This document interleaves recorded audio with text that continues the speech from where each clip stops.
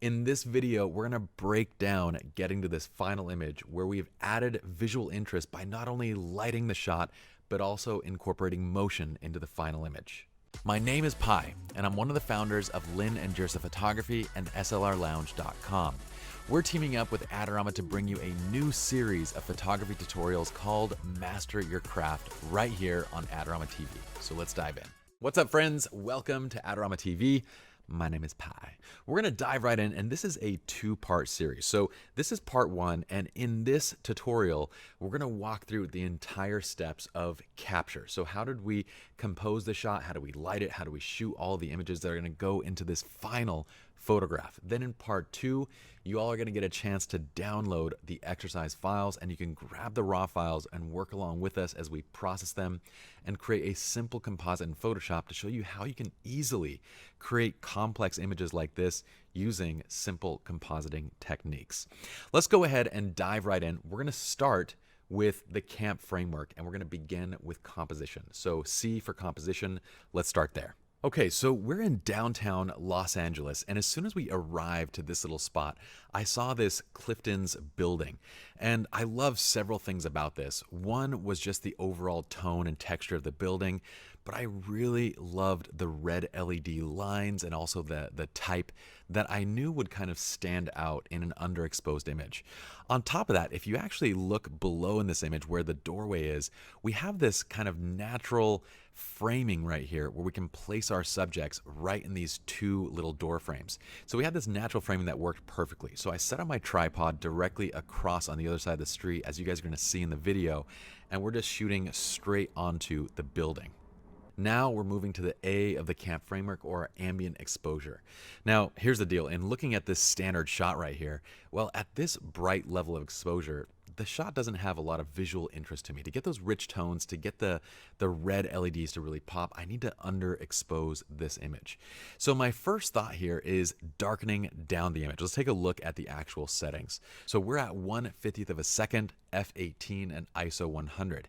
The lens we're using is a 20-70 f2. This is a super nice lens, but honestly, you can use anything here. If you have a 24-70, if you have a 50mm prime, that focal length is going to be totally fine, and we're not trying to use any crazy depth of field here.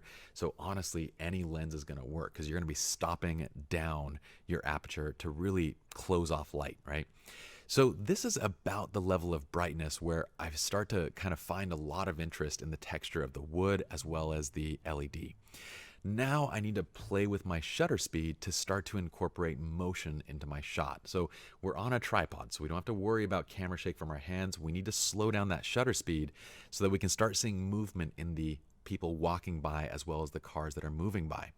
So I'm testing this around 1/50th of a second, and I end up landing at around 1/10th of a second for our final images, which you're going to see in just a moment. But anywhere between, I would say, 1/5 all the way to 1/50th of a second is going to be that range you'll test depending on, you know, how much motion you want to capture, as well as how fast the objects are moving across the frame.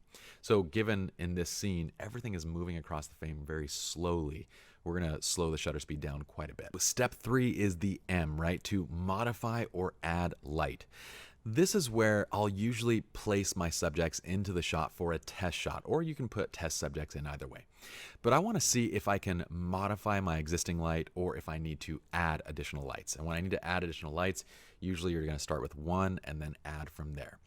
In this scene, there's no way to modify existing light. We just need to pump a lot of light in. So my thought is we're going to place 2 flashes in there. Let's actually zoom in and check these flashes out. So placing down, I believe these are 2 Profoto A1s with Magmod grips.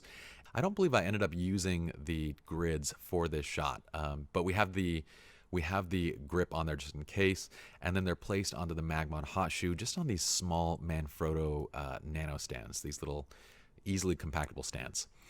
And what I need to do is get them equidistant from the subjects, right? So you'll see this one's a little bit further away, this one's a little bit closer. But if you look at this next shot, essentially both these flashes are firing. I know that we don't have grids on because you can see the flare spilling into the lens, right? So we know that there's not a grid on there. But each light is essentially lighting up each individual subject, and they're placed in a way where we're not casting shadows onto each other. So they're kind of placed at the same distance or slightly in front of where their feet are, so their shadows are still dropping behind.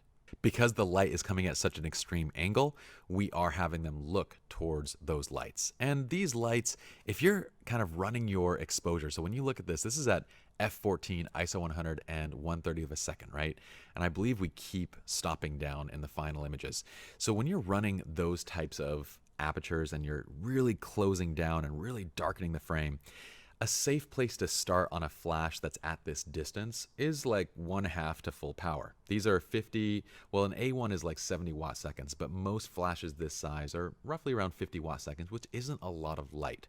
So the rule is, you know, when working in the sun, 1/1 or full power. But also, if you're kind of just shooting a very, like, working in the sun is typically like an f11, f14, you know, sunny 16 kind of rule, right? So if your apertures are f14, f18, you might as well be thinking this is just going to be a full power shot. So kind of start there, back it down if you need to, but make sure that the light is even on both subject and it's the same distance so you get the same light output. Okay, so with the light set up, with our composition, everything is dialed in, our subjects are in place. Now we're gonna go to the final step to photograph. This is step number 4, the P in the CAMP framework, and we're actually gonna take our shots. And I wanna show you what to kind of look for. So we're at a final setting of 1/10, f20, and ISO 50. I've actually zoomed in a bit on my 28 to 70, so I'm zoomed in all the way to 70 millimeters, and this is kind of the final look, the final composition. And here's the deal. You're going to be shooting, and what we're looking for is to create motion in the image, or to shoot as I kind of see cars driving in and out of the frame. Sometimes you're going to mess it up, and I messed it up here where you see a car literally driving right over the center of the frame. That's not what I'm aiming for, but you know what? Don't toss out those images because we're shooting on a tripod for a reason. What we're trying to capture here is a very complex shot. I need motion on the left side, on the right side, people walking behind. I need all of this stuff, right? To get that all in one single frame, it's possible, but you might be there for 15, 20 minutes to get the shot.